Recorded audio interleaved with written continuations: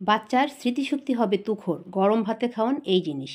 বাচ্চার স্মৃতিশক্তি তুখর হোক সেটা সব বাবা মা চান। তবে বাচ্চারা সব জিনিস মনে রাখতে পারে না, বিশেষ করে লেখাপড়া। তবে যদি কতগুলো টিপস মেনে চলেন, তবে ছোট থেকেই আপনার বাচ্চার স্মৃতিশক্তি হবে তুখর, টেক্কা দেবে সবাইকে। বাচ্চাকে গরম ভাতের সঙ্গে দিন ঘি, তাহলেই বাচ্চার ব্রেন উন্নত হবে, তার মস্তিষ্ক সচল থাকবে। আসলে ঘিয়ের মধ্যে থাকে ভিটামিন এ, ডি, ই এবং কে, যা মস্তিষ্ককে সচল করে। একইভাবে ভাতের সঙ্গে যদি ব্রাহ্মী শাক খাওয়ান তাহলেও হবে। ব্রাহ্মী শাক যে কোনো মানুষের মস্তিষ্ককে উন্নত করে। শরীরের পাশাপাশি মানসিক স্বাস্থ্যের যত্ন নেয় মাখন।